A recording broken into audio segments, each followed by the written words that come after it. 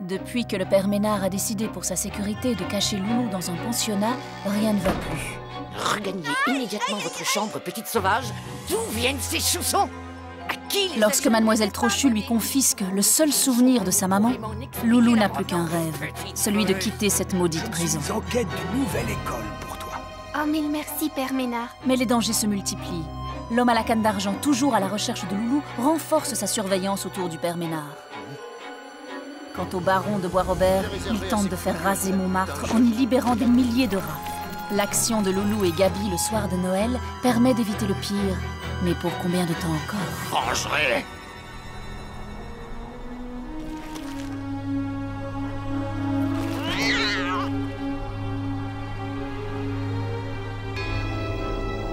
Le 29 décembre 1899. Alors qu'une nouvelle année va bientôt commencer, je tiens à vous écrire pour vous rassurer que votre petite fille va bien. Elle affronte courageusement les dures épreuves que le destin a mis sur sa route. Cela me brise le cœur de devoir lui taire la vérité. Mais je n'ai jamais trahi ma parole. Elle me pose souvent des questions sur cette maman qui lui manque tant.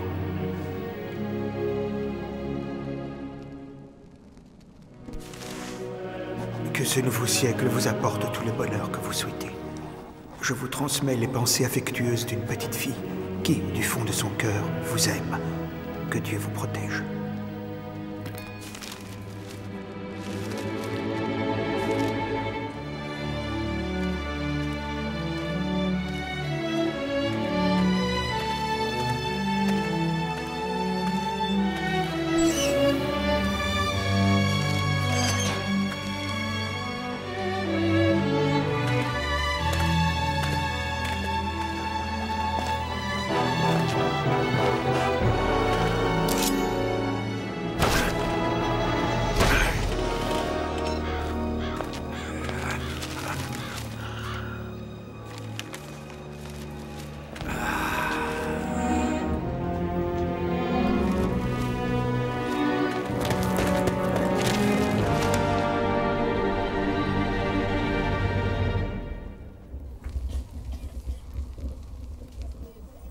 Vous savez, mesdemoiselles, les Chinois fêtent le jour de l'an avec des feux d'artifice. Comme celui qu'on aura pour le nouveau siècle?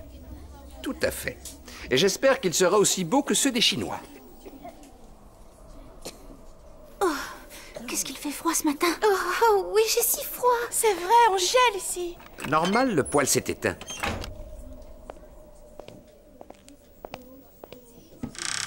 On n'a plus de charbon. Charlotte, soyez assez aimable. Allez demander du charbon à Émile. Bien, monsieur. Alors, mesdemoiselles, savez-vous que c'est Jules César qui décida que le 1er janvier serait le jour de l'an? Le mois de janvier doit en effet son nom au dieu Janus, dieu des temps et des commencements. Et cette fois, essayez de ne rien laisser tomber, Émile. C'est lassant de toujours répéter la même chose. Mais enfin, soyez un peu plus dégourdis et redressez-vous, que diable. Oh, c'est pas y croire. Quelle accumulation de choses inutiles. On ne devrait pas attendre la fin de l'année pour se débarrasser de tous ces objets qui ne servent plus à rien, sans compter ceux qui sont totalement superflus. Ah, regardez-moi ça. Ces horribles chaussons que j'ai confisqués à cette petite peste de Loulou, qui ose se prendre pour une danseuse étoile, au grenier, avec tout le reste. Et vous, qu'est-ce que vous faites là? Excusez-moi, madame la directrice. Monsieur Guérin m'envoie demander du charbon à Émile. Du charbon? Vous voulez me ruiner? Allez, retournez tout de suite en classe. Et dites à monsieur Guérin que le froid stimule la circulation sanguine.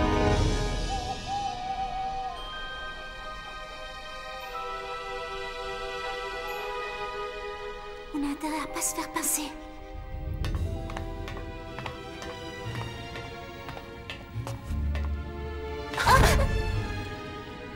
Attention. Oui, faut pas qu'elle nous entende. Parle pas de malheur.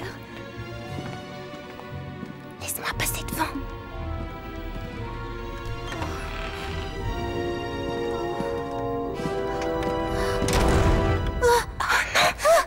Attends, j'ai des allumettes.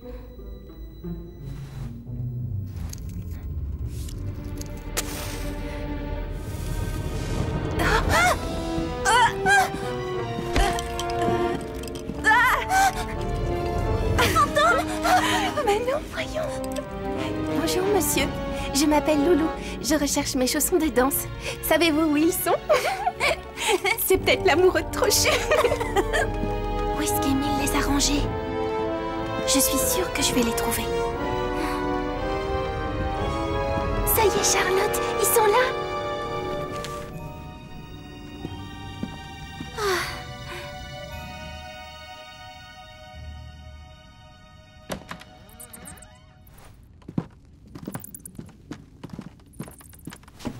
Bonsoir, petite souris. Regarde ce que je te ramène. Oh, quand je pense que cet horrible Trochu a osé te les confisquer. On les a récupérés, c'est l'essentiel. Ils ont appartenu à ta mère? C'est tout ce qui me reste d'elle. Elle était danseuse alors? Peut-être, je ne sais rien d'elle. Et si tu les mettais? Tu sais ce que c'est, ces signes brodés? Non. Un peu grand. Et si j'essayais de faire quelques pas?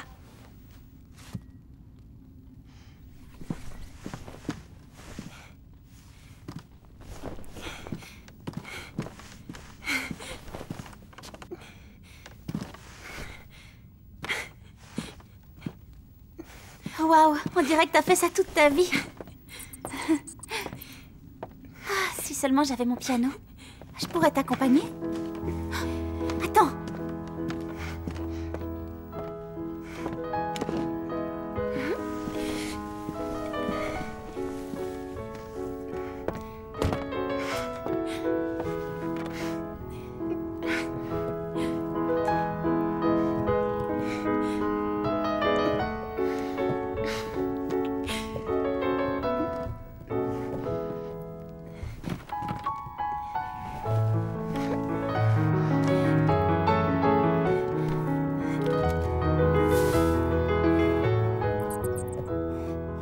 Monsieur, accepteriez-vous de danser avec moi, monsieur le comte du ballet?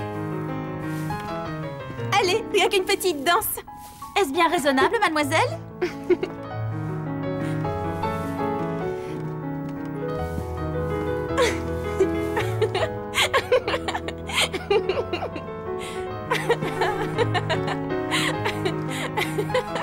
Tournez, tournez. Mais n'en profitez pas, monsieur du ballet. Je vous en supplie, arrêtez-vous, vous me faites tourner la tête. Ah oui? Oh, allons. Au secours, ma tête, j'ai perdu ma tête. C'est quoi ce boucan? Encore un de ces maudits rats. Attends un peu que je t'attrape.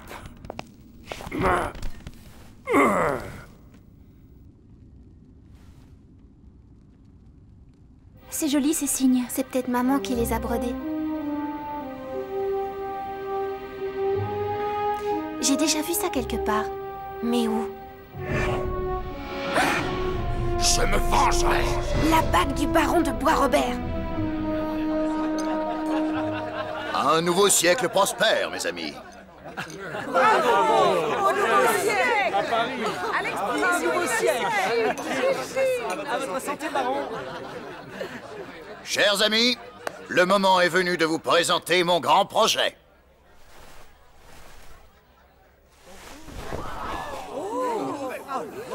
Jusqu'ici connue sous le nom de colline de Montmartre, désormais elle rentrera dans l'histoire sous le nom de Mont Bois-Robert.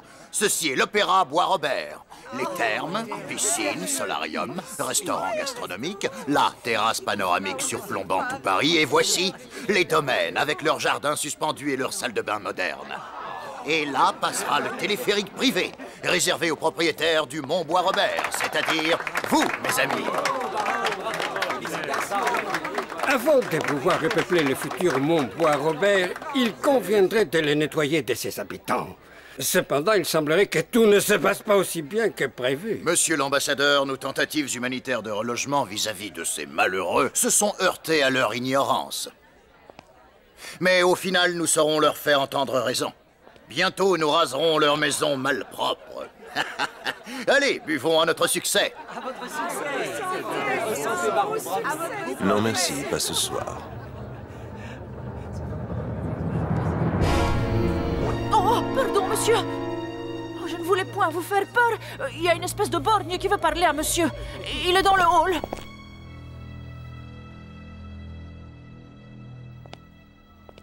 Alors Dédé, j'espère que cette fois tu ne vas pas me décevoir. J'ai ce qu'il faut, patron. Une lettre écrite par ce maudit curé. Enfin, qu'est-ce qu'il fait ici, celui-là? Je t'avais pourtant dit de ne jamais mettre les pieds ici. C'est moi qui lui ai demandé de venir. Il m'a communiqué d'importantes informations concernant nos affaires immobilières à Montmartre. Alors ça va. Allez, file. Bien, patron. États-Unis d'Amérique. Ce curé cache des informations.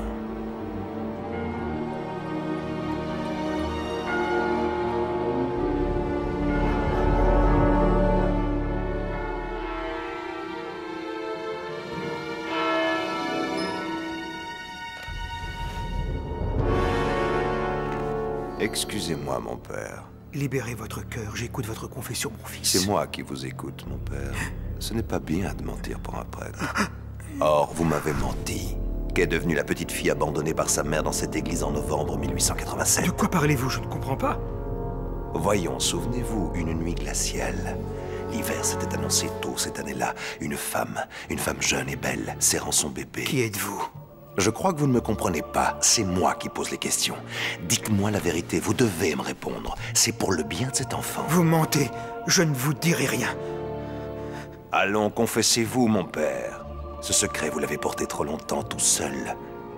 Je vous écoute. Comment s'appelle-t-elle? Où vit-elle? Même sous la torture, je ne vous dirai rien. Allez au diable! Ne me forcez pas à employer des moyens peu chrétiens. Où est-elle? Qu'est-ce que c'est que ce bazar? Dis donc, toi, t'as pas remarqué que t'es dans une église? Je ne sais pas ce qui me retient de... Tu fais une grave erreur, curé.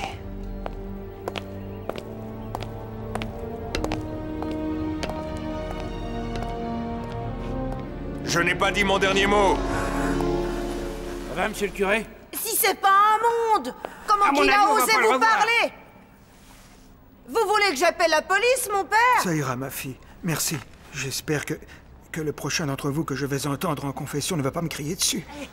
Allez, à toi! Vas-y! Allez, c'est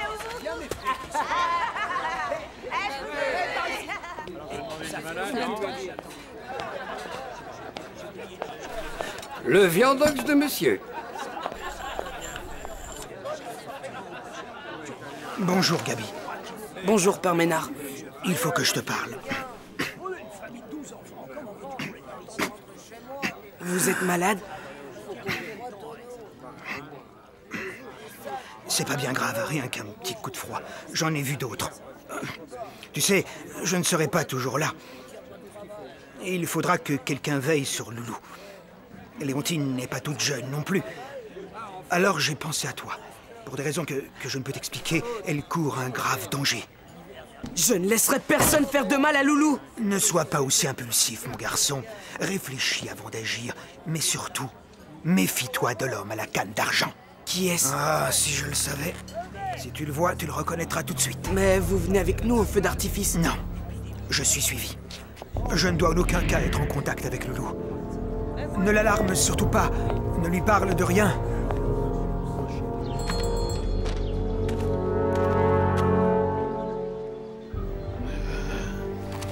Ils ne me lâcheront jamais.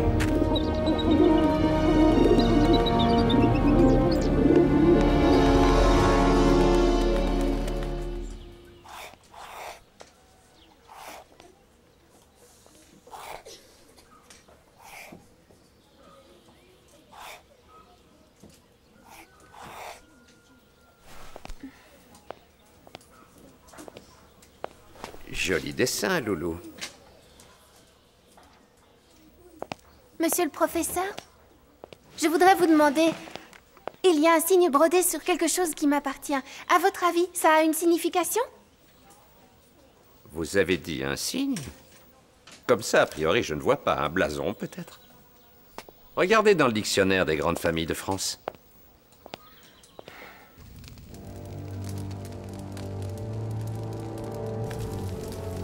Nous finirons bien par la retrouver.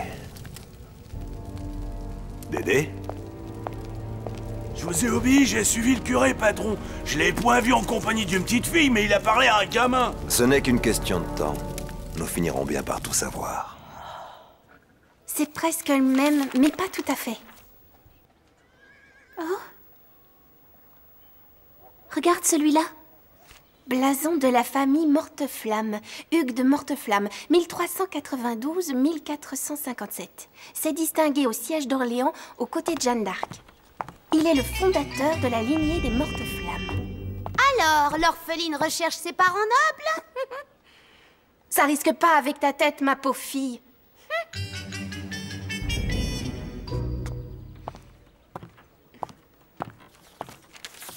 Regarde. Oh, c'est incroyable. On dirait le signe brodé sur tes chaussons de danse. Le signe, symbole de l'harmonie, est le blason des comtes de Lagny dont la lignée remonte jusqu'à l'époque de la première croisade. Gauthier de Lagny, 1072-1099, tombé sous les murs de Jérusalem. Sa devise était... Ainsi, vous vous intéressez aux arbres généalogiques. Qui vous a permis d'emprunter cet ouvrage? Allez immédiatement ranger ce dictionnaire au lieu de l'abîmer et soyez prêts à l'heure. Sinon, vous regarderez le feu d'artifice depuis la fenêtre de votre chambre.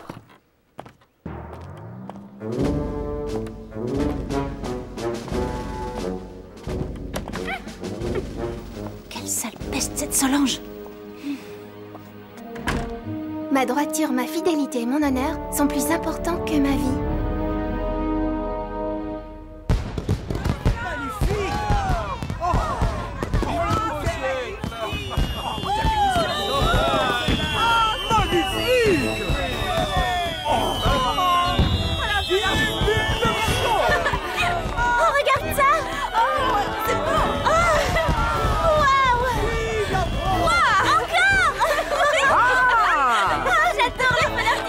Mademoiselle, n'oublions pas qui nous sommes.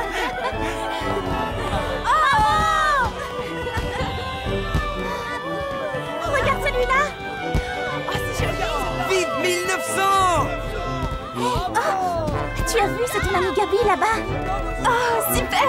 Oh, mais avec Trochu qui me surveille, ça va pas être très facile de le rejoindre.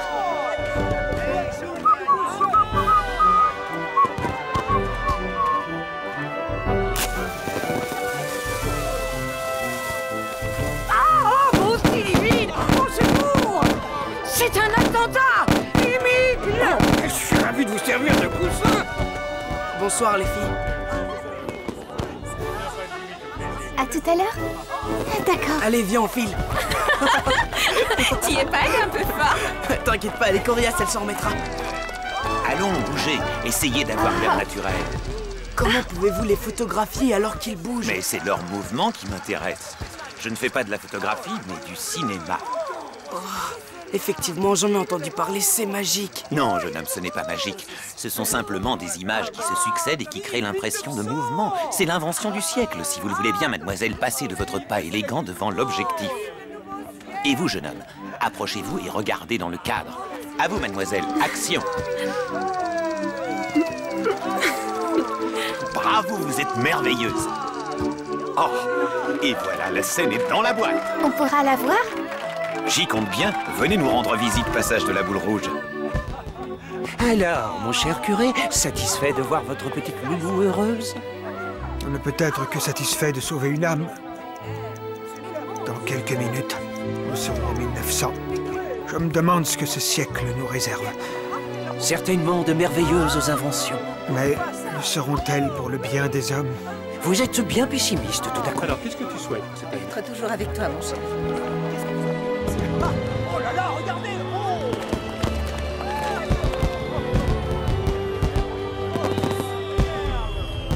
Oh non! Pas lui! Ah! Hors de ma vue, suppôt de Satan! Laisse Loulou tranquille!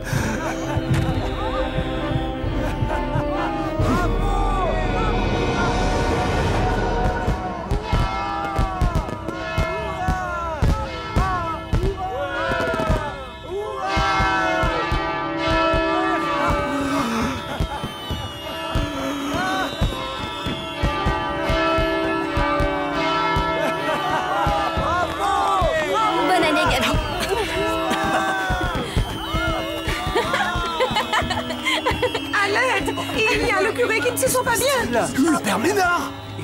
Quoi, le père Ménard? Où est-il? Je ne sais pas. Faites quelque chose. Loulou, qu'est-ce qui se passe? Gabi, vite, va chercher un médecin. Y a-t-il un médecin parmi vous? Y a-t-il un médecin? Au secours! Un médecin! À l'aide! Père Ménard, dites-moi quelque chose. Méfie-toi, méfie-toi de l'homme à la canne d'argent, Loulou.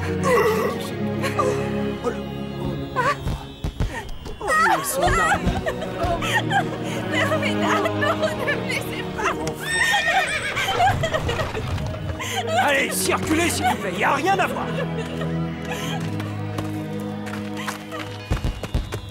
Laisse-nous faire, petite. Faut qu'on l'emmène à l'hôpital. Non. Allons. Non.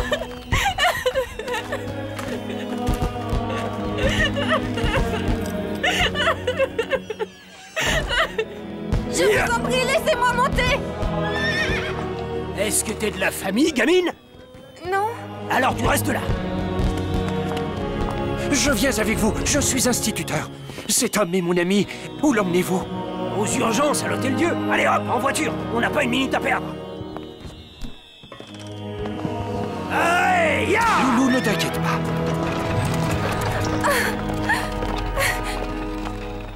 Oh non. Loulou, où tu vas? On n'arrivera jamais à les rattraper. Je veux être près de lui.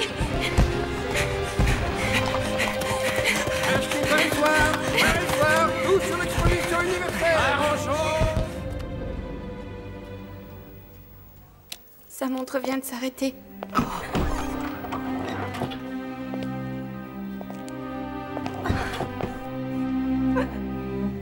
Oh non, pourquoi?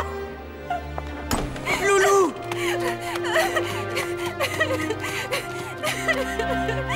Loulou!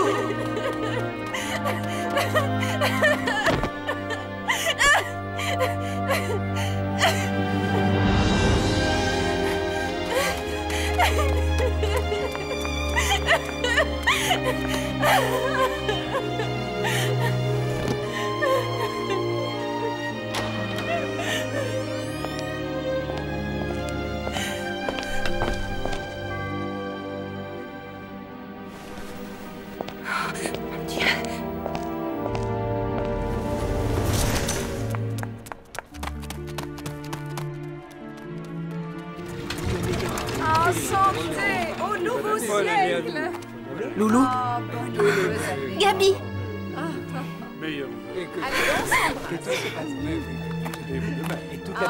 Petite dévergondée, je vous ai cherché partout ce soir. Le père Ménard est mort. Je sais. C'est bien triste, mais à son âge... En tous les cas, je ne crois pas que ce soit une raison suffisante pour que vous traîniez avec des voyous. Vous voulez bien répéter? Oh, disiez-vous, ou j'appelle la police. Loulou est sous ma responsabilité et vous allez la laisser tranquille. Lâchez-moi! Arrêtez! Allez, petite peste, suivez-moi. Un conseil, dégagez la piste, jeune homme, ou c'est en prison que vous allez finir. Allez, cessez ces enfantillages. Au fait, Loulou, je ne vous l'ai pas dit, mais bonne année.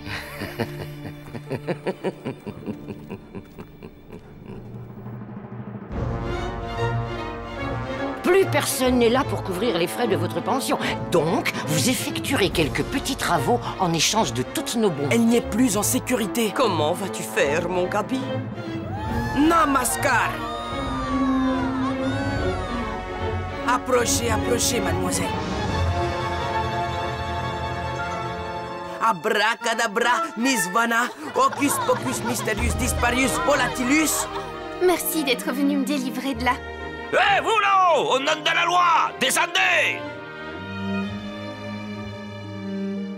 Ah.